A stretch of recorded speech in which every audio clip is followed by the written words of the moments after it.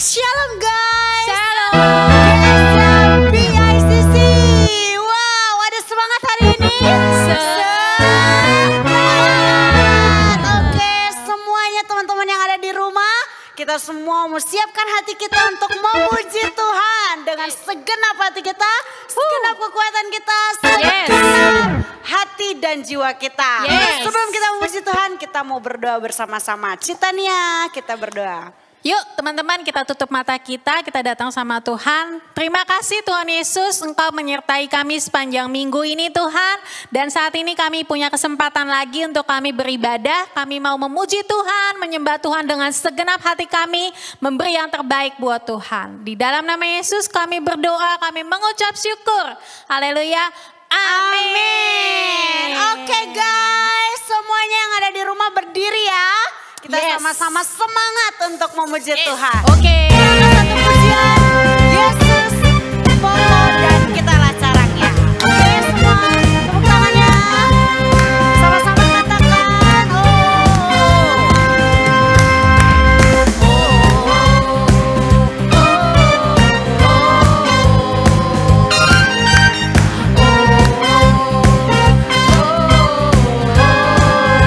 Yesus pokok. Yesus pokok dan kita jalannya, tinggallah di dalamnya, oh tinggallah di dalamnya, oh tinggallah di dalamnya, pasti kau berbuat. Sekali lagi katakan Yesus pokok. Yesus pokok dan kita caranya, tinggallah di dalamnya, oh tinggallah di dalamnya, oh tinggallah di dalamnya, pasti kau berbuat. Katakan Yesus cintaku. Yesus cintaku, ku cinta kau. Yesus cinta semua. Yesus cinta semua. Yesus cintaku, ku cinta kau. Tinggallah di dalamnya, oh tinggallah di dalamnya, oh tinggallah di dalamnya, pasti kau berbuat. Sekali lagi katakan Yesus cintaku. Yesus cintaku, ku cinta kau. Yesus cinta semua. Yesus cintaku. Yesus cintaku, ku cinta kau. Tinggallah di dalamnya, oh tinggallah di dalamnya, oh tinggallah di dalamnya, pasti kau berbuat. Tinggallah di dalamnya. Tinggallah di dalamnya, oh tinggallah di dalamnya, oh tinggallah di dalamnya, pasti kau berbuat. Sekali lagi ya, tinggallah di dalamnya. Tinggallah di dalamnya, oh tinggallah di dalamnya, oh tinggallah di dalamnya, pasti kau berbuat. Yes, benar. Kalau kita tinggal di dalamnya, pasti kita berbuah-buah. Amin. Amin. Yes. Yuk kita tepuk tangan semua di atas kepala.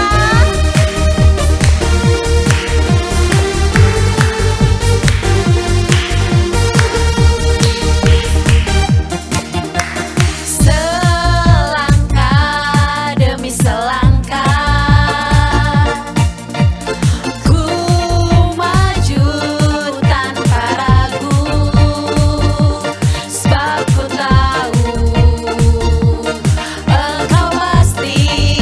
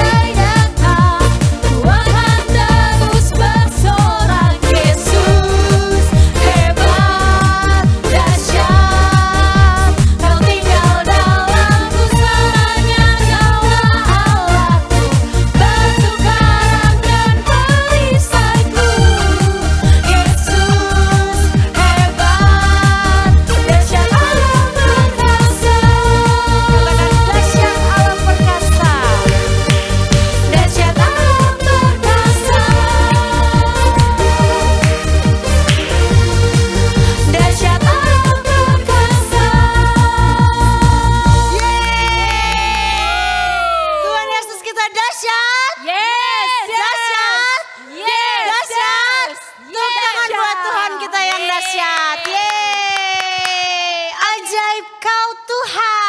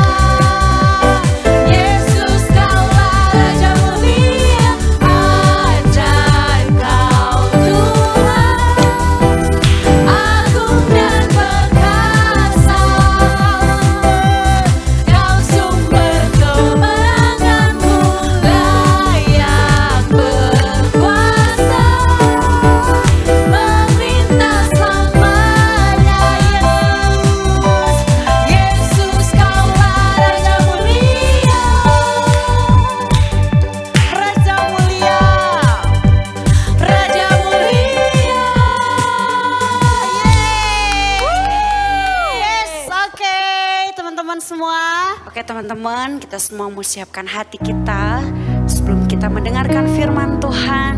Kita mau sama-sama memberikan penyembahan yang terbaik buat Tuhan. Saat ini kita ada semua karena kemurahan Tuhan. Yes. Sekalipun masih di masa pandemi, tapi kemurahan Tuhan, kebaikan Tuhan tidak pernah berhenti dalam kehidupan kita semua. Amin.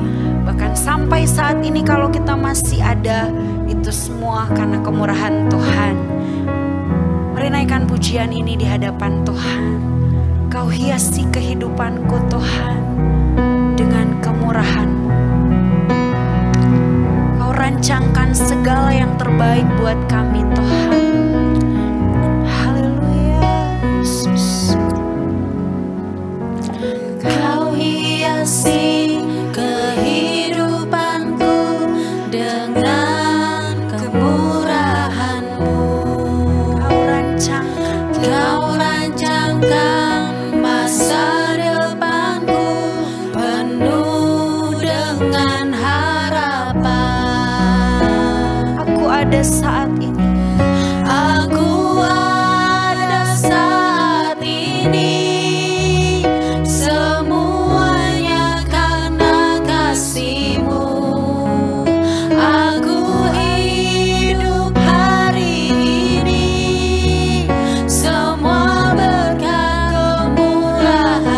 Katakan terima kasih. Terima kasih Yesus, Engkau sangat baik, teramat baik bagiku. Dengan sungguh-sungguh katakan, Kau hiasi. Kau hiasi kehidupanku dengan kemurahan-Mu. Kau rancangkan masa depanku penuh dengan harapan. Aku ada saat ini. Aku ada saat ini, semuanya karena kasih-Mu. Aku hidup hari ini, semua berkat kemurahan-Mu. Terima kasih Yesus, Engkau sangat baik, teramat baik. Aku ada saat ini, semuanya karena kasih-Mu.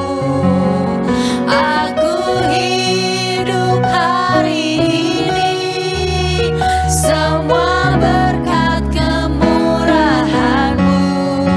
Terima kasih Yesus, Engkau sangat baik.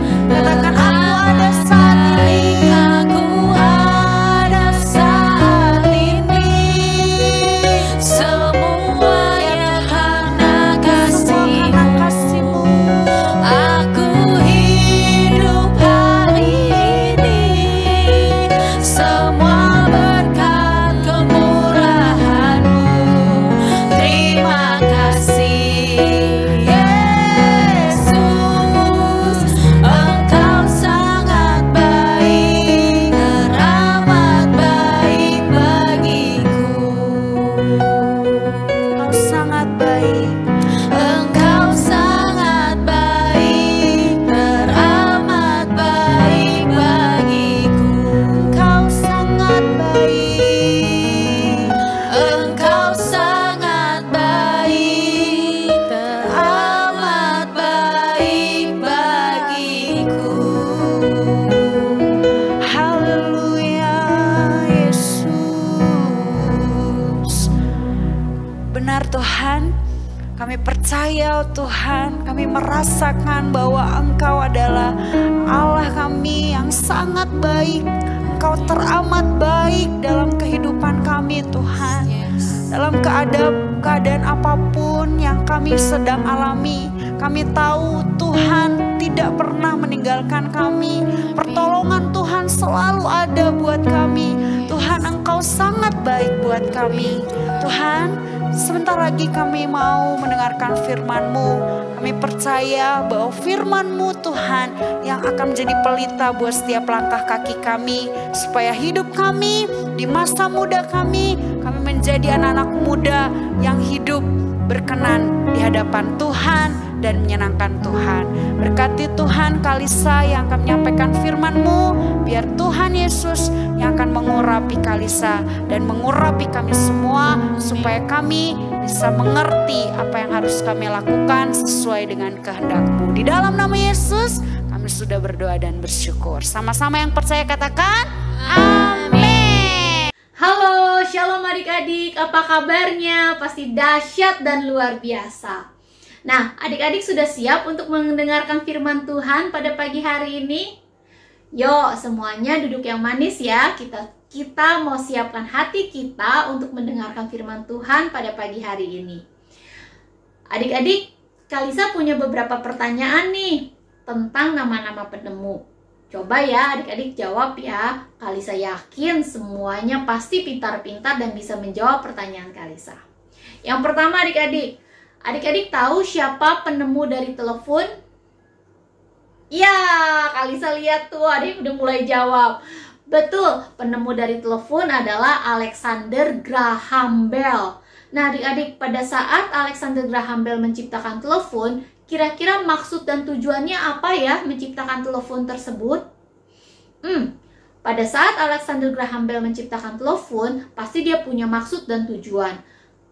Alexander Graham Bell ingin sekali berkomunikasi dengan orang-orang yang berada jauh, yang tidak berada di dekat diri dia, tapi dia mau berkomunikasi. Karena pada zaman dulu, kalau mau berkomunikasi itu melalui surat adik-adik. Nah, kalau surat kan lama tuh ya adik-adik nyampainya ya.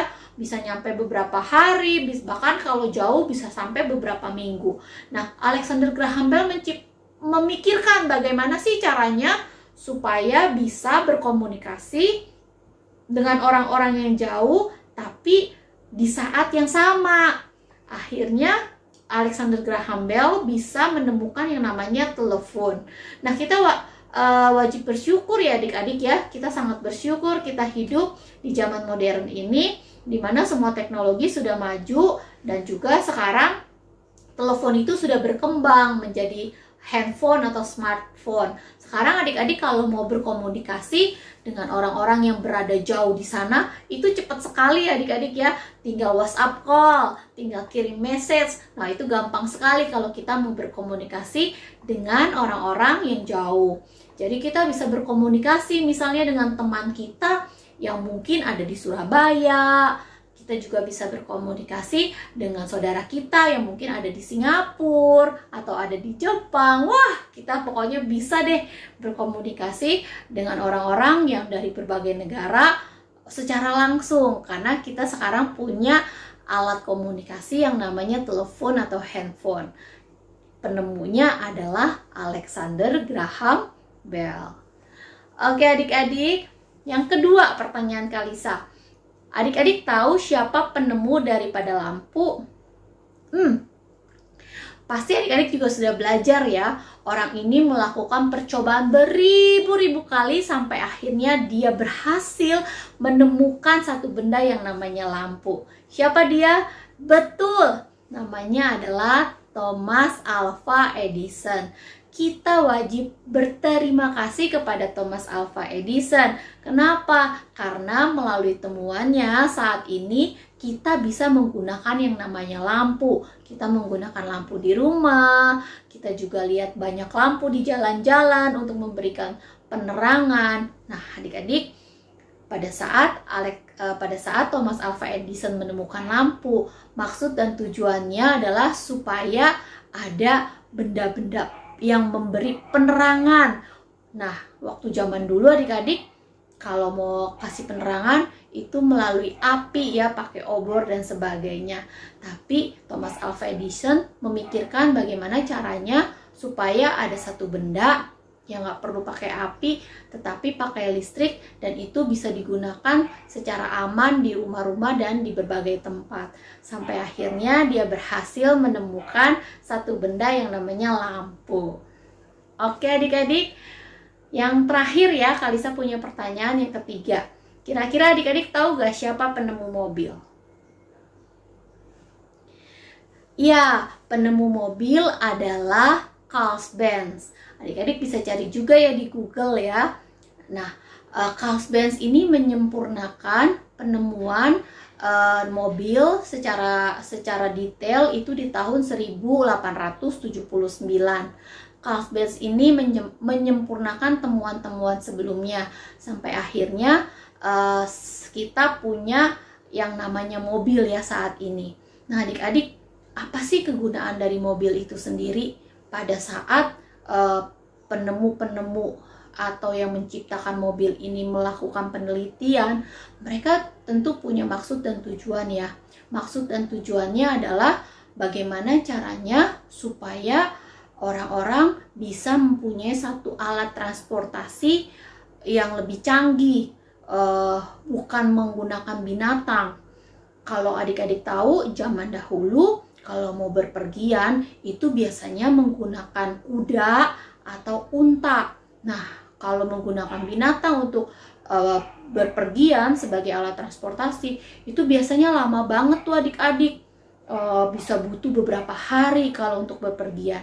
Nah, makanya penemu-penemu itu memikirkan bagaimana caranya menemukan satu benda yang bisa digunakan sebagai alat transportasi dari satu tempat ke tempat yang lain, tapi tidak menggunakan binatang, tapi menggunakan bahan bakar gitu loh adik-adik, menggunakan sesuatu yang lebih hebat, yang lebih canggih. Akhirnya ditemukanlah satu benda yang namanya mobil. Nah, sekarang ini kita bisa berpergian yang jauh itu dengan waktu yang nggak terlalu lama. Contohnya ya, kita bisa berpergian dengan menggunakan mobil dari Jakarta ke Surabaya, dan itu hanya membutuhkan beberapa jam, tidak sampai berhari-hari. Coba adik-adik bayangkan deh, kalau kita pergi dari Jakarta ke Surabaya tapi pakai unta, wah lama ya nyampainya ya adik-adik ya. Dan bersyukur saat ini ada yang namanya mobil, jadi kita bisa berpergian ke suatu tempat dengan waktu yang tidak terlalu lama. Nah adik-adik, kalau tadi kita sudah belajar ya mengenai penemu-penemu yang menciptakan suatu benda. Penemu-penemu tersebut pada saat menciptakan benda-benda yang mereka ciptakan, mereka mempunyai maksud dan tujuan pada saat menciptakan benda-benda tersebut. Nah, bagaimana dengan kita adik-adik sebagai manusia yang diciptakan oleh Tuhan? Apa maksud dan tujuan Tuhan dalam menciptakan kita? Yuk kita buka Alkitabnya di dalam Efesus 2 ayat 10. Efesus 2 ayat 10, karena kita ini buatan Allah, diciptakan dalam Kristus Yesus untuk melakukan pekerjaan baik yang dipersiapkan Allah sebelumnya. Ia mau supaya kita hidup di dalamnya. Nah adik-adik, dengan jelas di dalam Efesus 2 ayat 10 dikatakan bahwa kita ini adalah manusia yang diciptakan oleh Tuhan di dalam Kristus Yesus untuk melakukan pekerjaan-pekerjaan baik. Jadi adik-adik, kita ini sebagai manusia yang diciptakan oleh Tuhan, Tuhan punya maksud dan tujuan dalam hidup kita. Tuhan mau supaya kita sebagai ciptaannya ini melakukan pekerjaan-pekerjaan baik yang telah dipersiapkan Allah sebelumnya dalam hidup kita. Kita harus melakukan pekerjaan-pekerjaan baik itu. Nah, apa itu pekerjaan-pekerjaan baik adik-adik? Tentu saja pekerjaan-pekerjaan baik itu adalah yang harus kita lakukan itu seperti apa? Menyembah Tuhan, belajar, karena adik-adik ini kan pelajar usia sekolah, berarti adik-adik pekerjaan baiknya adalah belajar. Lalu bagaimana adik-adik membantu orang tua, menolong orang yang kesusahan, menolong teman-teman yang lagi sedih, atau menghibur teman-teman yang lagi sedih, menolong teman-teman yang sedang dalam kesulitan. Itu adalah pekerjaan-pekerjaan baik yang Tuhan mau kita lakukan, karena kita ini adalah manusia yang diciptakan oleh Tuhan. Tuhan punya maksud dan tujuan dalam hidup kita. Adik-adik, seperti yang Kalisa pernah sampaikan juga sebelumnya, di dalam hidup kita ini pasti ada sesuatu talenta yang Tuhan telah berikan dalam hidup kita. Nah, itu pun kita harus lakukan dengan sungguh-sungguh, seperti untuk Tuhan. Kalau kita baca di dalam Kolose 3 ayat 23 dikatakan bahwa apapun juga yang kamu perbuat, perbuatlah dengan segenap hatimu seperti untuk Tuhan dan bukan untuk manusia. Jadi adik-adik, kita ini adalah ciptaannya Tuhan. Pada saat Tuhan menciptakan kita, Dia tentu punya maksud dan tujuan dalam hidup kita. Maksud dan tujuan Tuhan menciptakan kita hanya satu. Seperti yang kita baca di dalam Efesus 2 ayat 10. Bahwa Tuhan menciptakan kita untuk melakukan pekerjaan-pekerjaan baik yang telah dipersiapkan Allah sebelumnya dalam hidup kita. Pekerjaan-pekerjaan baik itu apa saja adik-adik? Pekerjaan-pekerjaan baik itu ya seperti kita menyembah Tuhan, kita menyenangkan hati Tuhan, kita membantu orang tua, kita belajar dengan sungguh-sungguh. Itu adalah pekerjaan-pekerjaan baik yang Tuhan mau kita lakukan sebagai ciptaannya. Nah adik-adik, pada saat kita melakukan pekerjaan-pekerjaan tersebut, kita juga harus melakukannya dengan sungguh-sungguh. Seperti dalam Kolose 3 ayat 23 dikatakan bahwa segala sesuatu yang kita kerjakan, kita harus melakukannya dengan sungguh-sungguh seperti untuk Tuhan dan bukan untuk manusia. Jadi segala sesuatu yang adik-adik sedang kerjakan saat-saat ini Adik-adik tuh harus melakukannya dengan sungguh-sungguh, jangan asal-asalan. Kalau adik-adik lagi belajar, adik-adik mengerjakan PR, itu harus dengan sungguh-sungguh. Kalau misalnya adik-adik ulangan, adik-adik juga harus belajar dengan sungguh-sungguh.